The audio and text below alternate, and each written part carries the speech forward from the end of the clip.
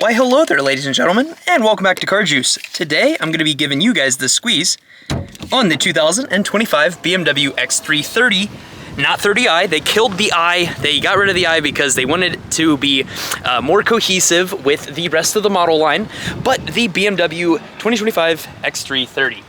This is a all-new redesign for the 2025 model year. I have already went through and done a full review on the X3 M50, which also dropped the i, but finally we got one in that no longer was already pre-sold to another customer, so I actually have the opportunity to go ahead and do a little bit of a review and a little bit of a drive on it. This is the sexy looking M Sport model. The non-M Sport model does not have as much kind of glitz and glam to it. The M Sport is definitely the one to get. I say that namely because the front grille is much more attractive looking.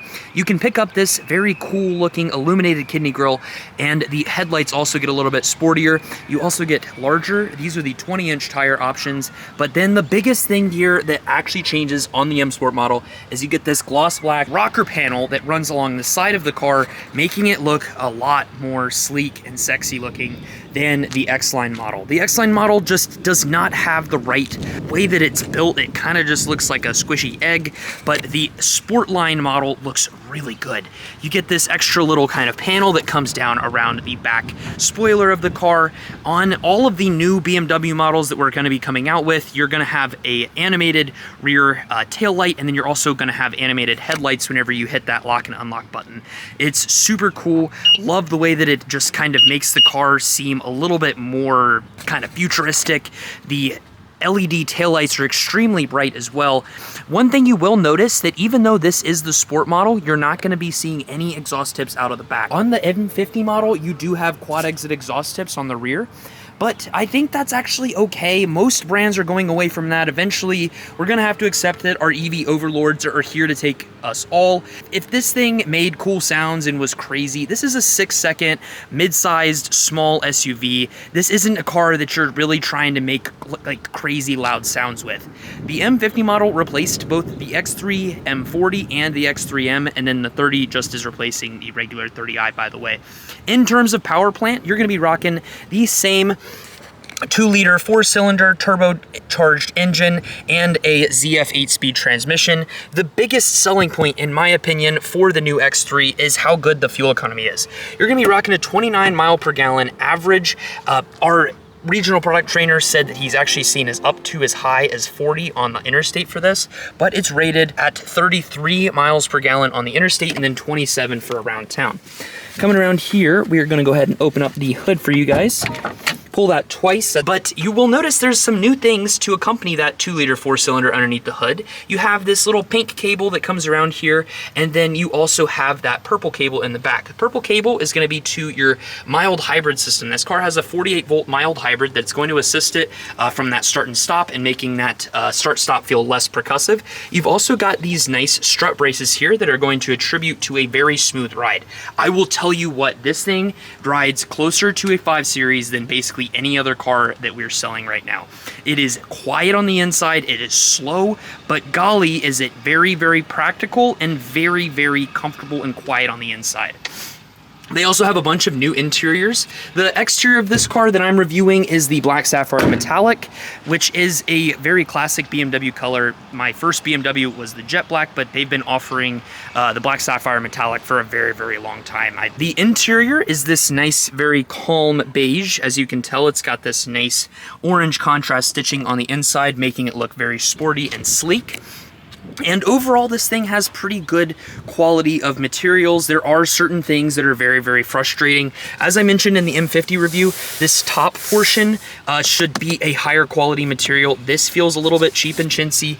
The door handles are starting to grow on me. I kind of dig the fact that it's a handle here, but the problem is unless if you grab the door handle beforehand, you can't really reach here. You can't really reach here. I have a 6-foot wingspan despite the fact that I'm built like Danny DeVito. He's short. I'm built built like Danny DeVito. I don't have like the longest of body, and I cannot reach this door handle. If that's a problem. The dashboard material I don't like. The vents I do like, because you can actually kind of turn them on and off from this cool little slider here on the door. I think that's really neat. I like the ambient lighting on the inside. Somebody called my in my last video, they said don't call this a jewelry box because it reminds me of my mom's pink Cadillac.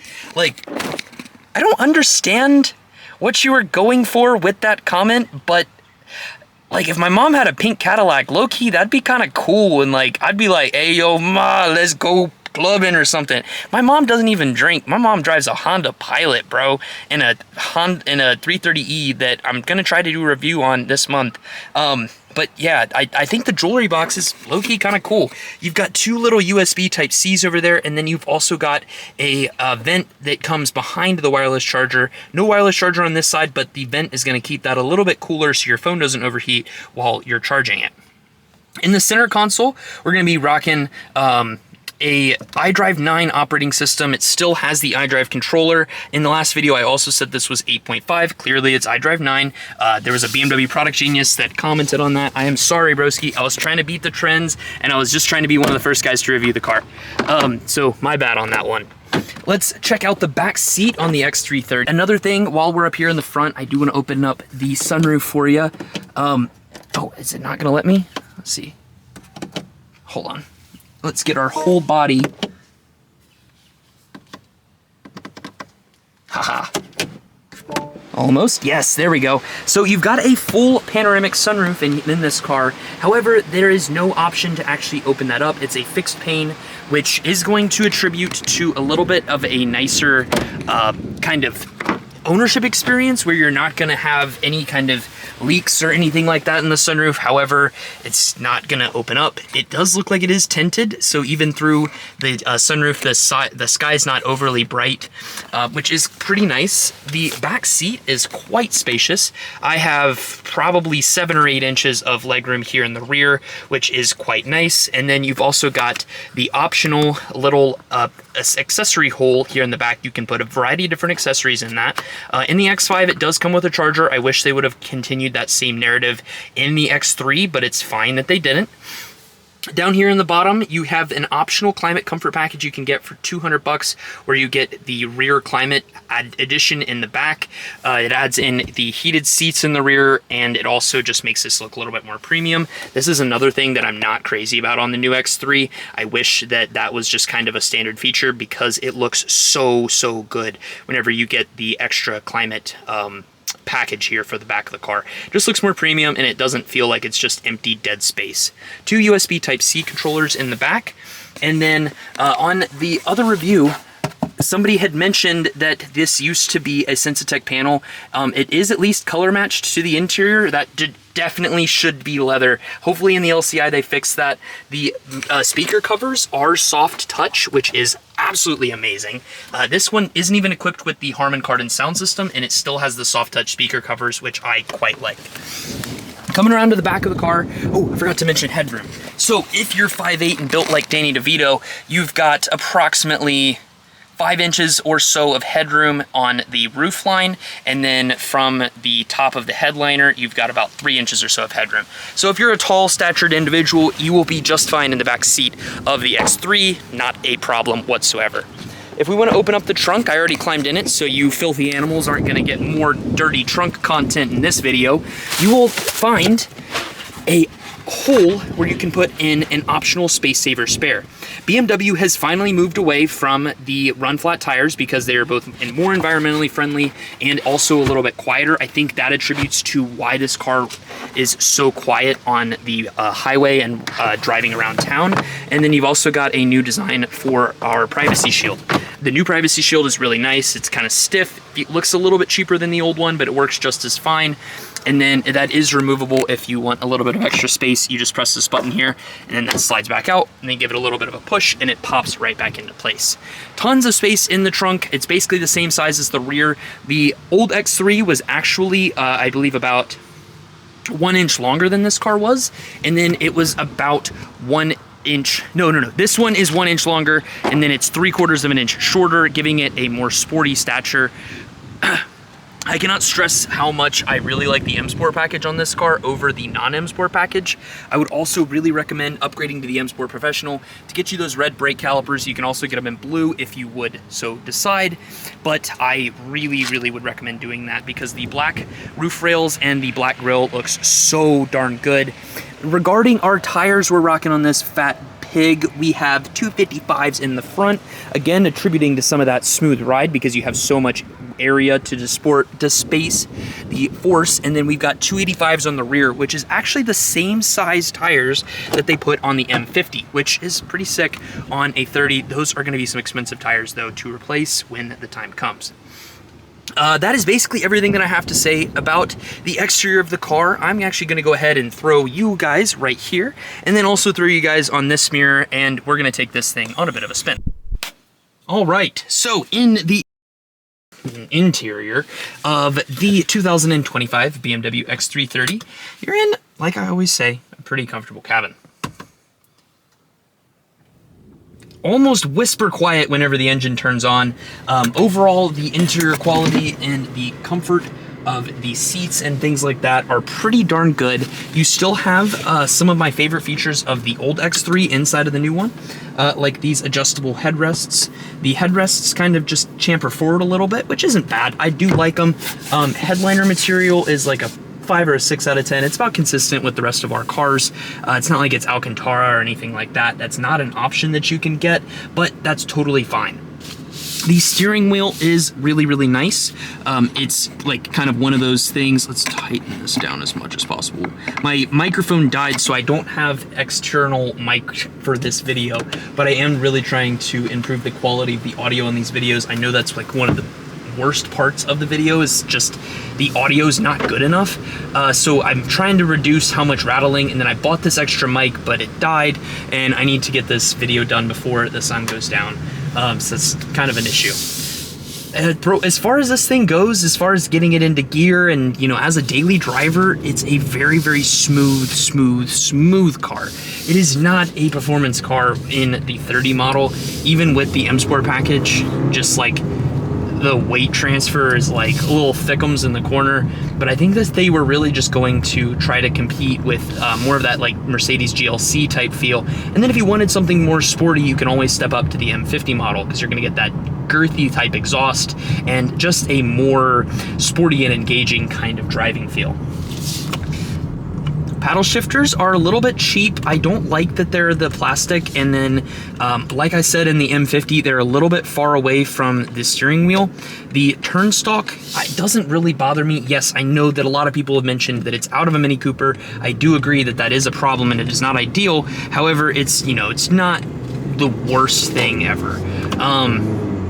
Shifting between gears, the ZF8 speed is buttery smooth. If we throw that into sport mode, which you can access via a My Modes button, you can go ahead and do, oh, come on, let's go My Modes, Sport.